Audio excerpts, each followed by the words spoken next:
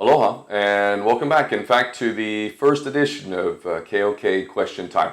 Just a quick note on KOK. The way that started was my enemies started writing KOK for short because, of course, if you say KOK, it's cock, right? And they obviously did that as an insult to me, but I actually thought it was kind of cool, actually. I mean, KOK sounds cool. It looks cool, so I adopted it. And it's short. It's shorter than saying Ken O'Keefe. So KOK became a sort of an adopted, abbreviated form of my name, and that's why I use it. Just a little tidbit for you. Okay, so the KOK Question Time, edition number 1.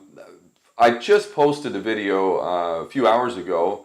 There's been a lot of responses and a lot of different questions, a lot of really good questions as well. It's making me think that I might do a live program on a regular basis and where I can just answer a lot of these questions. And I can't possibly answer all the questions in this, but I'm going to answer the top one so far, which is a good one, an excellent one actually. The question is, can the Federal Reserve be abolished? Can we abolish the Federal Reserve? So in a word, yes, absolutely. In fact, a better world requires the abolishment of not just the Federal Reserve, but the entire central banking system. Keeping in mind that the Bank of International Settlements is effectively at the top of that pyramid structure. And there's some very fascinating stuff about the BIS, which is there in Switzerland. It is very unique. It's got its own little jurisdiction. The security around it is just incredible. The people who work there have effectively diplomatic immunity and all sorts of crazy stuff, which shows the parallel universe that the bankers live in with all the rest of us. One of the things that I carry with me in my wallet is this right here. For those of you who might not know, but this is a very interesting $5 bill, not your typical one.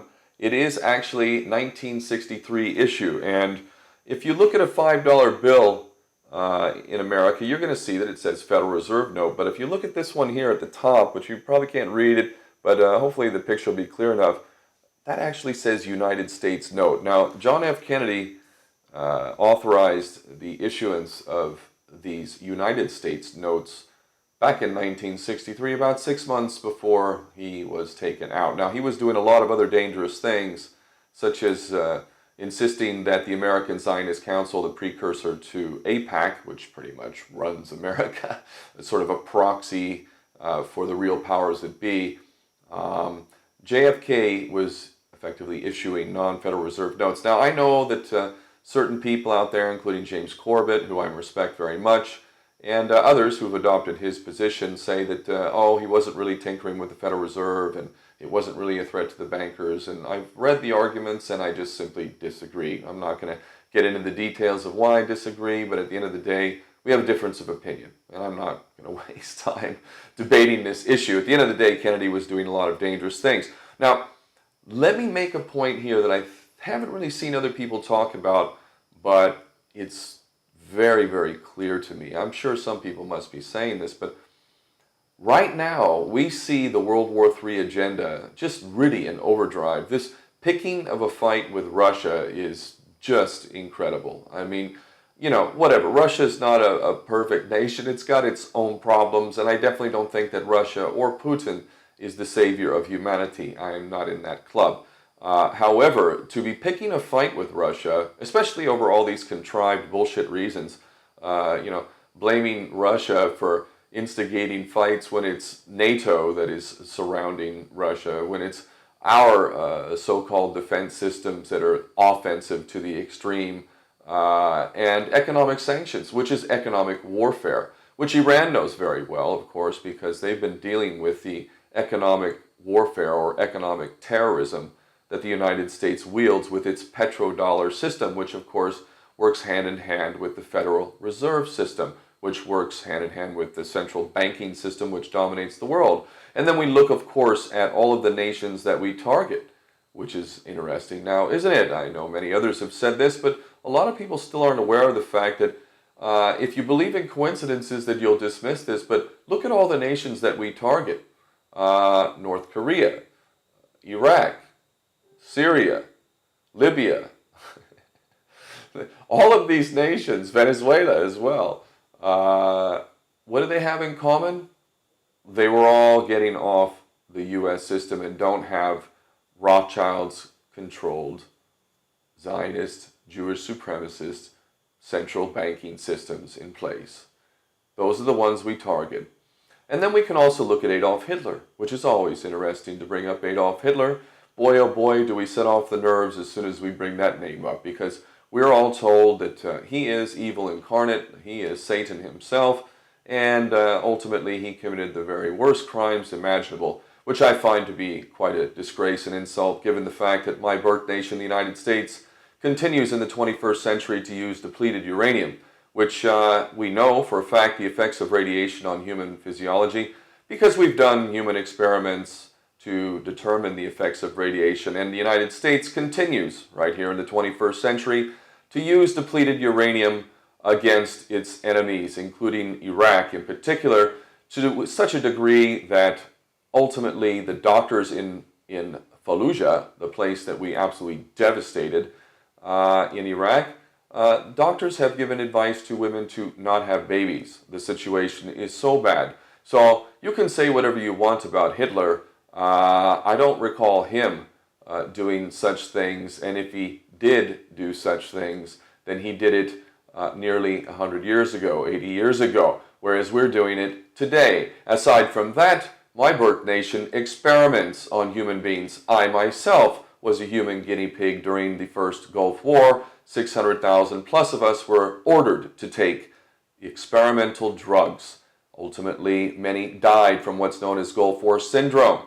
This is again in the 20th century, and it was carried on into the 21st century with a cover-up preventing people from identifying exactly the root causes of Gulf War syndrome, which lie directly at the feet of these experimental drugs. But Adolf Hitler, for all he's accused of, this is not what I'm referring to. I'm referring to the real crime of Adolf Hitler, which very few people know, and has been outlaid very, very well in a film called Hellstorm, which I highly recommend, and also The Greatest Story Never Told. Get ready, 6-7 hours long. It might take a few sittings, but boy, oh boy, are you going to get an education if you watch either of those two films. The real crime of Adolf Hitler, and the real reason why Judea declared war on Hitler, is because he said fuck you to the Jewish bankers and the debt that was drowning Germany. Literally, Germans were starving, and Germany was drowning in a cesspool of moral decay. This is the real reason why Hitler is Satan himself, and evil personified. And it is, coincidentally enough and funny enough, what John F. Kennedy did. He took on the bankers with the issuance of United States notes. So it is absolutely imperative that we get rid of the Federal Reserve System. And anybody who has any kind of knowledge understands that it is the bankers who rule America. Think about this insult to everyone. I find this really quite laughable, and I have to give the bankers some credit actually for this. They keep saying that, not just in America, all throughout Europe, around the Western world, around the world for that matter, that we're in debt. We have to pay off the debt. We've lived beyond our means. Well, who are we in debt to exactly? Yeah, sure, some of that money will be China. We owe China money, and we owe some other nations money who buy our bonds and all this kind of stuff. But who do we really owe the money to? Where do our taxes actually go? Our taxes don't go to buy any infrastructure. We don't pay for healthcare or roads or maintaining bridges or anything like that with taxes. No, we pay interest on the debt that we never needed to pay in the first place. It is actually quite a scam. I do honestly have a certain level of respect for the scam that has been played on the people of the world who are paying interest to who? The richest of the rich, while you're all slogging it away trying to earn money to pay your bills, take care of your family, keep a roof over your head. The bankers insist that you owe them money. The Rothschilds, a family itself that has trillions of dollars. It could feed, clothe, and house every single human being on the planet. And we owe them money. That's chutzpah for you. I tell you, man, if you can get away with that shit, I have to pay you some level of respect. But I have a feeling, actually I'm quite confident, that at some point the people of the world are going to realize the fucking madness of what it is that you've been pulling over our eyes. This is mind-boggling. Now, there's one thing that I'm going to say in parting on, can we get rid of the Federal Reserve? Of course we can. The one thing that I'll say with that is that this World War III agenda is in overdrive. Russia picking a fight with Russia, Iran, all over the place, Syria, all over, war. We have to have war. Because these assholes, these prostitutes in government, these puppets, they work for the bankers. Make no mistake about that. But why is it happening even more than normal right now? I'll tell you why. Because for the first time in human history has there been a mainstream growing awareness of alternatives to the existing monetary system.